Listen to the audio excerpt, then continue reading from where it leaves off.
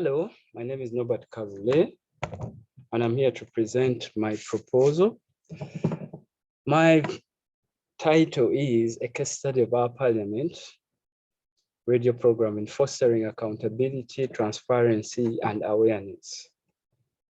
This chapter will have an introduction, and in the introduction, I'll talk about the background of the study, the problem statement, the objectives of the study. Here I'll mention the general and specific objectives, the research questions.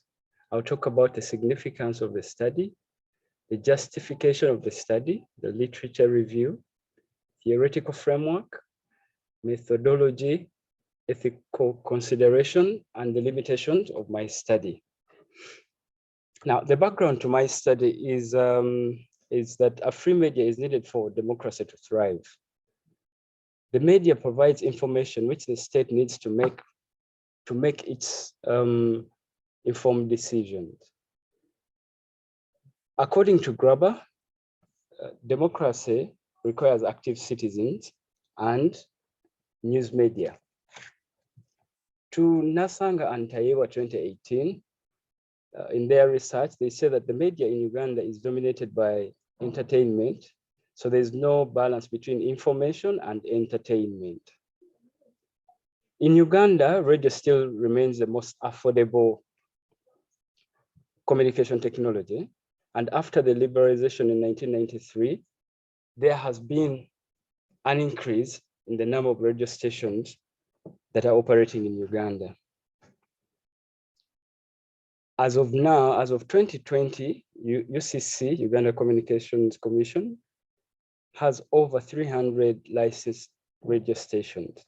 That means that there's so many Ugandans that are listening to radio in different languages and also have access to different content.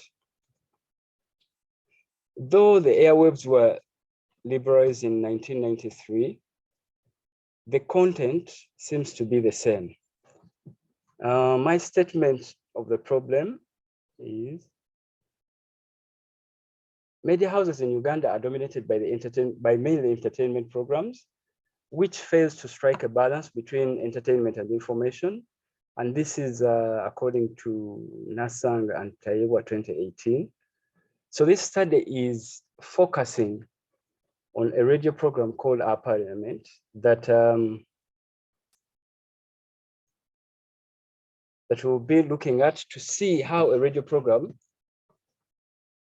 brings about accountability, transparency, and awareness. The general objective, this research is aimed at establishing whether radio, through its programs, fosters accountability, awareness, and transparency. The specific objectives of this study, Mwesigwa 204 talks about the liberalization of the media. So when the media is liberalized, it provides a civic forum for political debate. Therefore, this research study will find out if this particular radio program will allow or fosters participation of leaders and the citizenry. What is the significance of this study? This study will contribute to the local literature. Most of the literature that we have been consulting or using in our studies have been Western literature. So I'm hoping, and I think that this study will definitely contribute to our local literature that will be used for other people who are carrying out research in the field, the topic that I'm doing. It will also be used by people that make policies to formulate policies about media and democracy. It will also be used for research for any new and upcoming media researchers. Why am I doing this study? I want to find out, do programs that are time-bound have an impact on Uganda's democratic process? My literature review and theoretical framework. Out of the many normative theories, I'm going to use the democratic participant media theory by Dennis McQuail. It's the most appropriate that I saw would fit into my topic. This theory challenges commercialization and monopolization of privately owned media.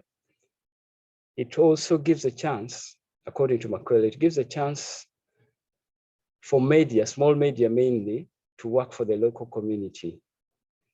According to JUCO 2015, the theory represents the future of media in empowering communities. So I think with this theory, I know it will fit well in my study. The literature that I'll be highlighting is annotated literature review. I identified 3 studies. 2 think that political talk shows are central to the public life in Uganda, while another one thinks that this can't be achieved because there's no democracy in Africa. So the first one is Mwesige 2004. He says that political radio talk shows are a central feature of public life in Uganda. And Tivita 2009 states that the freedom of the media to operate is central to the media's democratizing. However, Mufune 2015 thinks differently. He thinks that the media's contribution to democracy may well depend on the existence of a public space, which he thinks that is not yet achieved in many of the African countries, Uganda inclusive. Methodology. This study will use a qualitative research method approach. I will carry out in-depth interviews, and my target population will mainly be the radio managers that air this program. I will talk to the content producers, the original and the current producers of our parliament at Wizards Foundation. The limitations of my study. I might be limited by the financial constraints, mainly brought about by the COVID-19 pandemic. We haven't been working for some time, and that means that will have a strain on my study. Then the other one that I'm worried about is the spontaneous lockdowns that are normally announced by the president whenever he feels like. However, with all these, I'll find a way to complete this study within the time frame. Thank you, Nobert Kalule.